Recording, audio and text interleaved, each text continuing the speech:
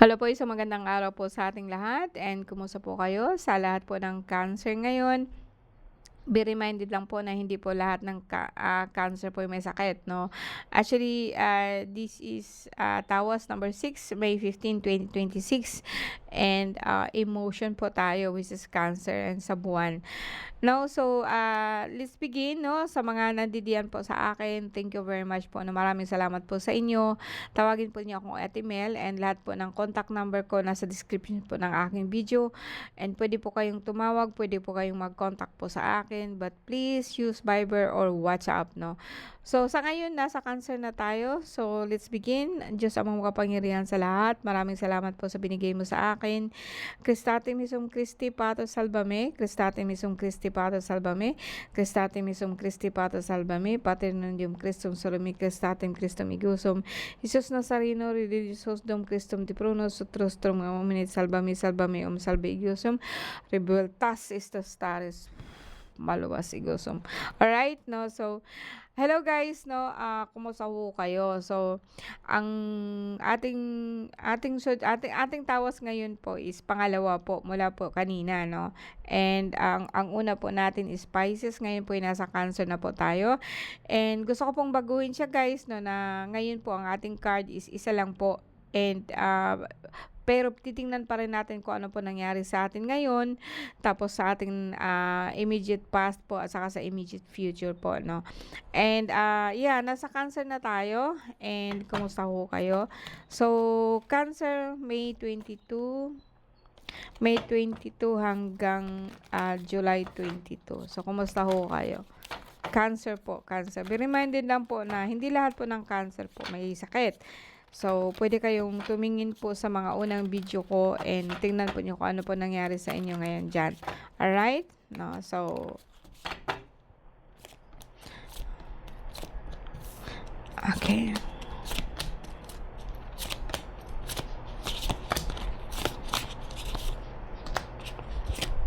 Okay, so sa ngayon, makikita ninyo guys, no, yan. And yan po yung pinakaano po natin. And so, I have 9 cards here. No, siyam po na card po natin na kung titingnan po natin, meron po tayong puwersa po na sa labas, no? And maiiwan po natin dito yung 4 po na kung saan makikita po natin dito kung ano po talaga ang nangyari sa inyo ngayon. So, ang Cancer po actually ngayon, actually dito, may nakita lang po ako ditong Makate, no? Pero yung kasalikuyan po niya, then tingnan po natin yung nakaraan mo. So, please be with me para matingnan talaga po ninyo kung ano po nangyari sa inyo ngayon. Then, ang unang center mo ngayon is ito po yung tinatawag natin na sitwasyon. Yung pinaka-situation mo talaga, no? And the Kingfisher or King of Arrow or Kingfisher po, ito po yung parang naghahanap. Naghahanap po siya ng, ano ba, kumbaga sa akin, naghahanap siya ng pagkain, no? Nagugutom siya. Pero sa akin, it says movement. So, pwede pong sabihin po natin na ikaw po sana, sa ngayon po, ang sitwasyon mo. Kasi ang sitwasyon mo is like something na ano bang tawag niyan? Yung bang parang verb, no? Na gumagalaw po siya. Ito po nangyari po sa inyo ngayon. This is not your mind, this is not your feelings, but this is what happened to you. No? And makita po natin yung yung nakaraan mo kung saan ka po nanggaling. Actually may mga bata po dito, no. So, magkahiwalay po sila kung titingnan po ninyo is like magkahiwalay po sila, no. Okay? Eto siya, actually, ganyan siya sa ganyan po siya sa natin sa ating pwesto, no. Ang ganyan po kasi na sitwasyon is like hindi po sila magkaharapan, no. So magkatalikuran po sila. And etong isa po, sabihin po natin na page of vessel o yung mga anak niya. So yung mga anak mo ba lumayo ba sa'yo? Or like iniwanan mo ba sila? Naghanap ka po ng panibago po na pasture, no? And ito yung sa medyo pinaka sentro po ng ating mind sa ngayon, no. So ang sumunod po na yan na King of Arrows is the pole star. So ang the pole star po is something like the wishing star, yung kung ano yung iniisip mo, ano ang plano mo, ano ang gusto mo mangyari sa iyo. Ito po ang hinahanap mo, 'no. Kasi po talaga pong, ito ang kumbaga iniwanan mo na yung pamilya mo, iniwanan mo na yung mga mahal sa buhay, 'no. I not say it's good, I'm not say it's bad, nasa sa iyo yun, desisyon mo pa rin yun, 'no. And eto naman po sa taas po natin, ito yung tinatawag po natin na sa mindset, 'no. Nandito po yung tinatawag po natin na ano, na conscious mind mo, 'no. Ang conscious mind mo dito is the great bear, 'no. Kung titingnan po natin, dito po sa ibang tawas po natin, 20 is about judgment, 'no.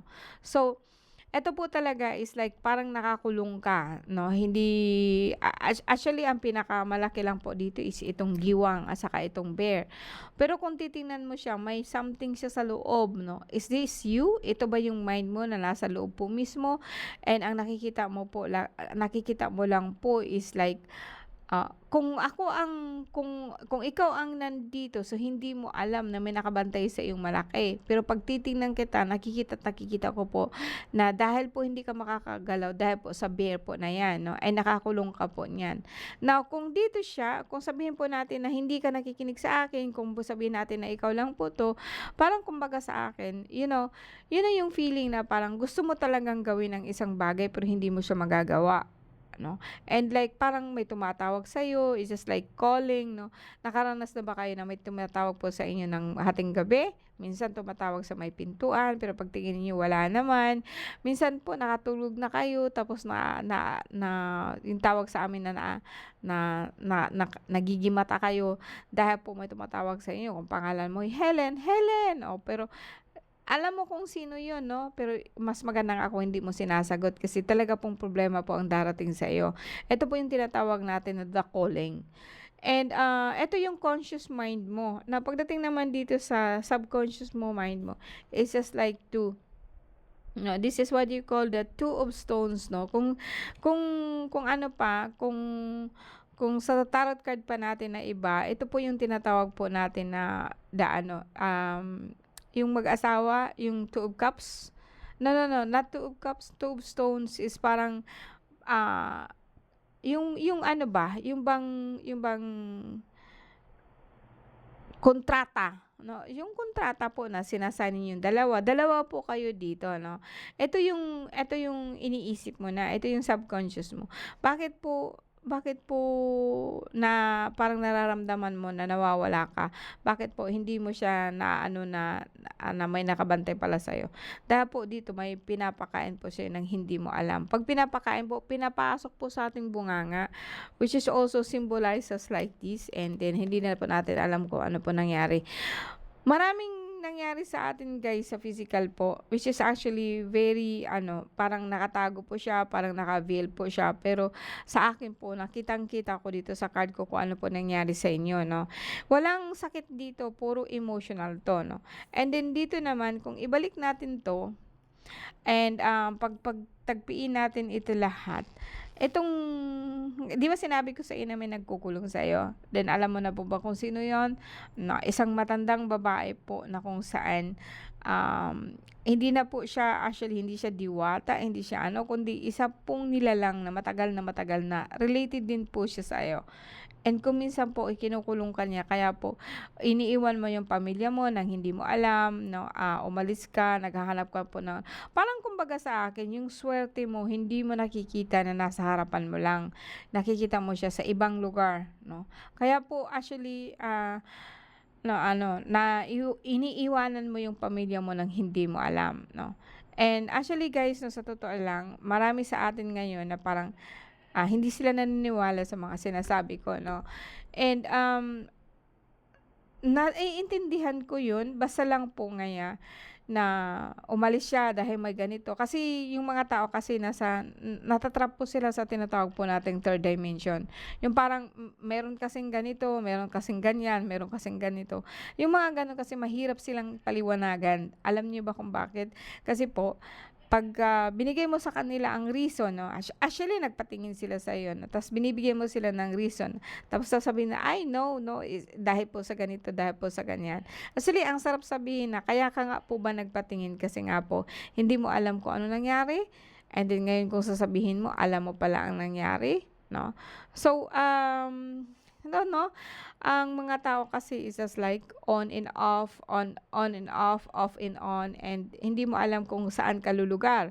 Pero ito yung mga tao na ganito po ang nararamdaman nila. No, they don't see, parang sa isda ba na hindi nila alam na nasa fish pan sila, hanap sila ng tubig pero hindi nila alam na nasa fish pan sila mismo. No, and hindi sila nila alam na nakakulong sila mismo, pero hindi nila alam 'yun. And when I say na, yeah, the universe is giving you this shit, this can, something like that, and then parang hindi nila matanggap 'yun, no. Isa ito sa cancer na kung tatawagin kasi marami po talaga sa akin po diyan. I tell you guys na marami pumupunta po sa akin, marami po akong naka-chat, marami po akong tinitingnan. Makikita mo talaga po kung ano nangyari sa kanila. And you see the world now actually is like kung titingnan mo sila, puro away po ang ating mga pangulo, ang ating mga senador, ang ating mga ganito, ganyan, turuan, no? Magaling silang magturo na si ganyan, si ganito. And knowing na matalino sila, knowing po na nakapag-aral po sila, pero hindi nila alam. They are too much attached po sa tinatawag po natin na third dimension, na hindi na po nila nakikita kung bakit nagkakaganon po ang isang tao. Okay, no? Now, maingay na ba ako? Now, kung titingnan natin dito, no? Kung titingnan natin dito, kung dito naman sa apat na to, well, alam mo kung ikaw man po is lumayo ka sa pamilya mo, lumayo ka sa kanila, sabihin po natin na may intit naman. Pero I see here is also good for you, no? Kasi alam niyo kung bakit, malakas ka po talaga, no? Malakas ka din po kahit sabihin po natin na nakakulong ka, hinahanap mo talaga kung anong ikaw, kung anong pwede mong gawin, no? Kung sino ka, kung ano ka, and then may kasama ka po lagi balance. Then ang balance po, ikaw actually cancer, no? Kung sinabi ko man sa iyo na hindi mo alam ang ginagawa mo, pero in the future, knowing this one in yourself, talagang alam mo, no, alam mo na ang sinasabi ko totoo. And kahit sabihin po natin na si ganito po parang tigaanuhan ka, kaso lang ang maganda kasi nito itong dalawa na nandito po sa ating nandito po sa ating magkatabi kasi hinanap talaga po niya yung sarili niya, yung makapagpasayan sa kanya. Hindi yung asawa po natin, hindi po yung anak natin, kundi sarili niya. Hinahanap niya para magiging masaya siya. And then, sabihin natin nakakulong siya, yes, pero meron pong isang anghel na nakagabay sa kanya lagi na ito po ang hinahanap niya. Kaya I would say na ano man po nangyari sa kanya, maganda po, magaling din po talaga ang ginagawa niya, no? Kumbaga sa akin, is doing it right, no? Although sabihin natin na ako sino ba ako para magsabi sa inyo na ginawan siya ng ganito, ng ganyan, no? Pero sa akin din po, believe din po ako sa kanya kasi every time po na nagsabi ako sa kanya, looking for herself, looking for himself, himself, para po magiging maganda siya, and then lagi pong nasa kanya yung balance, yung bagang timbangan, no, na parang inaano niya kung ano ang maganda, kung ano ang dapat. Kahit po sabihin natin na kahit na sabihin natin dito sa apat, yes, kasi po magkatabi to, walang makakapigil nito. Kahit sabihin po natin na ito, both negative, no? Parang kumbaga sa akin, may mga tao na kinukuha siya, may mga tao po na, may mga grupo po, organization po na kinukuha siya, na ganito siya, ganyan, no? Kasi nga po, busy siya kung saan naka-attach po siya, nakaano po siya sa sarili niya. Alright, no? Ito yung pinakamagandang sa ngayon sa cancer po, no? Maganda po talaga, no? So, let's see. Tingnan natin kung ano po yung po niya, yung nakaraan. And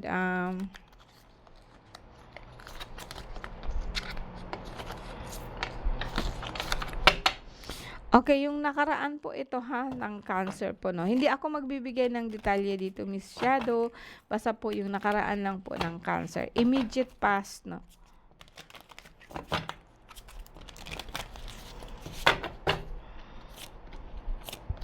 So, ang immediate past po natin dito sa cancer po is like pamilya, no? Although sabihin natin na isa sa pamilya niya is lagi pong nagkakasakit.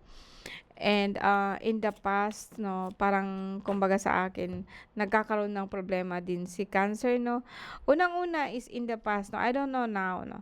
I don't know kung yung nakita ko ba dito is like patay na or something because ay ganda po ng card niya, 'no.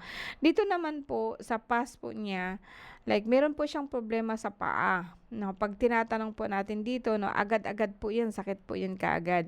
Masakit po ang paa niya, manhid po siya, 'no, na parang kumbaga sa akin like 'pag iapak po siya sa paa masakit po talaga. Then marami din po ang sumasalbahe sa kanya, 'no. Maraming sabihin natin na hindi lang po yung mga tsismis-tsismis kundi may mga tao po talaga na sa dahilan po na nagkasakit na po siya, eto na po ang ginagawa sa kanya, 'no. Eto kasi mga tao po 'to na 'no, hindi siya tao kundi mga entity po na kung saan sumasapi po sa ibang tao, sinasamantala po nila ang kahinaan ng isang tao. Kaya po ito gumagawa sila ng ganito. Pero guys, mararamdaman ko dito na yung daliri yung dito ninyo masakit po talaga, 'no. Eto 'no, sa likod masakit po siya. And kung tingnan ko naman in the past, yes po, pinapaliparan ka po ng isang diwata na kung saan nanghihina ka po, na kung saan po parang iniisip mo na lang na mamatay ka na lang, 'no. Kasi actually sa totoo guys 'no, hindi masyadong maano yung, isip po natin bilang tao, bilang ako 'no. Kundi kung halimbawa po baga nagkakasakit ka, yung parang tinatalon nila yung isipan mo, nung ikaw na lang po ang magsasabi nga, "Yeah, nagkakasakit po ako lalo," 'no. May mga napansin ba ninyo na mga tao na nagkakasakit na wala lang po silang iniisip kundi kung sakit nila, kundi kung ano yung nararamdaman nila. Pero hindi po nila nakikita yung iba. Ito na lang po 'no, hanggang sa deteriorate po ang kanilang katawan. Kasi ang katawan po natin ngayon is very important. Pinakaimportante po yun sa lahat, 'no. And then, kahit sabihin ko man sa ganyan, yes po, 'no, parang ang ginagawa po nito is like, sinisira po niya ang iyong kundalini. So, masisira po na matingnan po natin na nagkakaroon ka ng problema sa iyong, tinatawag po natin na, spinal column. Alam niyo guys 'no, may kwento po ako sa inyo 'no. Um, bago pa bago pa tayo nag-COVID 'no, bago pa ako naalis dito sa amin or umalis ako dito sa amin ng, I think panahon po ng COVID 'no, after Ruli 'no. And, may nakasagpa kasi ako na isang actually bata pa siya, nasa 15 years old 'no, na meron na po siya ditong problema sa lumbar and dahil po nakahiga na lang po siya so, hindi po siya makakalakad. Dito sa likod po kinain na po yung tinatawag nating bed sore, so kinakain na po yung likod niya. Ang nakakaano kasi doon is like yung kulam 'no, and, although sabihin ko sa iyo hindi maganda masyado ang ugali po ng ama at ina, pero makikita ko po talaga doon na ang bata po ang nagsa-suffer dahil po sa ginawa nung ina, 'no, dahil sa ginawa ng ina, nung ama, 'no, and hindi ko po 'yun matanggap po 'no, as a person na yung batang 'yan mawawala siya kasi po very athletic ang bata 'no. And probably sa ngayon medyo nahimasmasan na ako kasi nga po, hindi naman lahat kasalanan po nating magulang. Puwede din po na sa atin po mismo, yung bagang hindi ka nagiging malakas sa tukso po ng napakasama po ng mga tao po na 'yan. Ang mangkukulam is masamang energy lang po siya, 'no. And para sa akin is just like, kung malakas ka talaga lalabanan mo po 'yun, lalabanan mo sa isip, hindi ka po magkakaroon po ng ganitong sakit. But who am I to judge, 'no? So, ang sa akin po 'no, hina ako doon, nanghina talaga ako doon. Kasi nga po na naanuhan po ako ng yung tinatawag po natin na na negative 'no, na sobrang negative po siya 'no. And hanggang sa inaatake niya ako, ganito. Pero ganitong-ganito din po sa ano, sa cancer. Dito kasi sa cancer po, sa una is wala po siyang sakit. This is situation po niya. So, nakalampas po siya sa isang sinasabi po natin na hindi magandang sitwasyon. Nakalampas po siya doon. And, by doing that 'no, ewan ko kung ang universe ba 'to tumutulong po ba sa kanya, yung tinatawag po natin na nagbabalanse po sa mundo natin, red and white na tumutulong po ba sa kanya. Ito yung nakikita ko sa kanya. Pero this time ano, kahit anong kunin mo 'yan, masama po talaga ang iniisip nitong si Cancer. Pero right now, okay po siya 'no. I don't know in the past kung talaga pong continuous pa ito. Pero ito yung past niya, sige sabihin po natin na kasi paisa-isa ang card po natin, alisin na po natin ito kasi nga po, para sa akin, hindi na po niya ito inaatupag kundi hinanap po talaga niya ang sarili niya kaya po siya nakakaligtas 'no. And kaya po siya nagkakaroon ng panibago although sabihin ko sa iyo na this time wala po siyang sakit pero meron talagang tumutulong sa kanya na nakakasiguro po ako na para po sa kagandahan po ng buhay niya. Kaya po patuloy siyang, nabubuhay na patuloy po siyang, nandidiyan po 'no. Okay, tingnan natin yung past ng ano natin 'no, ng ano, immediate future po ng ating Cancer po.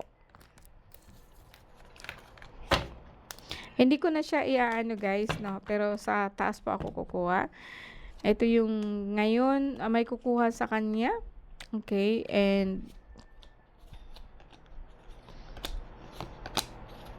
okay, etong ano natin, itong past natin or sabihin po natin na future 'no, immediate future po natin, wala pong sakit dito 'no.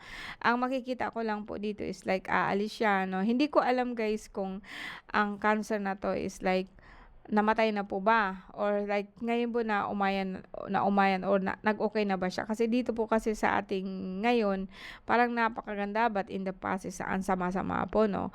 Pero dito po sa atin kung si cancer man po 'to nakalagpas po siya sa may sakit sa ano, umalis po talaga siya 'no. Umalis po siya, nag-asawa po siya. Although maano pa rin po yung mind niya 'no, parang nanlalabo pa rin yung mind niya pero may kasama ho kasi siya, eh. Ito ang pasalamat ko kay Cancer kasi kahit anong problema po niya, may kasama siya, may sumasama sa kanya, may naggagabay po sa kanya na isang angel po talaga na maliit, pero actually napakaganda po ng ano niya, ng gabay niya. And dito naman, ako I will not say na ano, iniwan niya yung bata is a yes, no? Iniwan niya yung grupo is a yes. Hindi siya pumunta doon sa kabila, hindi pumunta dito, kundi pumunta po siya sa sarili niya. And, bumalik po siya sa sarili niya and although itong mga gabay po 'to nasa labas po, kung titingnan ko po sila, they don't matter anymore. Kasi nga kahit kahit nga sabihin ko nga sa inyo guys 'no, ang mga anak po natin is like they are, ano sa buhay po natin, napakasaya po natin. Pero hindi sila sa lahat ng pagkakataon nandidiyan sa'yo. Mag-isa ka lang pong lalabas dito sa mundo, kung ano man po ang kahihinatnan mo, then patuloy mo po itong ipaglalaban hanggang sa katapusan ng buhay mo. And eto po yung mensahe ko sa inyo guys 'no, na kahit po actually, hindi po sa lahat ng pagkakataon is I'm correct 'no. And, pero sa tagal na po ng pagka-card ko parang nakikita ko yung mga tao po na they yung tao versus energy, yung tao versus something 'no, versus, yung tinatawag po natin na entity 'no. Actually, entity is good, they are perfect 'no, but makikita ko po sa inyo na sa mga tao na actually people are more perfect. Kung alam po niya kung paano po gagamitin actually kahit anong-ano kasi nga ang ano po natin dito sa mundo is like to manage po yung katawan po natin. When you say to manage your body, it's just like for your dominion over elements and your body is full of elements. No, kailangan mo po siyang halimbawa nga po no, pagdating po sa ating energy po ng pag-ihi, andiyan na po yung element po ng mga horses no. So sa akin dito is just like, although umalis ka, nagta-travel ka, mag-isa ka, pero lagi kong nakikitang may kasama ka. So, either way kung dito ka pa rin sa mundo o sa ibang mundo ka, pero makikita ko dito na masakit sa iyo ang, yung puso mo ba naiiwan sa pamilya mo na naghihinakit ka. Pero patuloy ka pa rin po na gumagawa po ng paraan po na matupad talaga yung pangarap mo, bakit ka nandito dito sa mundo po natin. And, it's sudden, it's really like ang sakit po ng dibdib ko 'no, kung makita ko po dito kasi po napakaganda po. I didn't see any money at all. It's just only traveling through life. And napakaganda po niya para sa iyo. So, Cancer po, Cancer talaga pong saludo po ako sa iyo.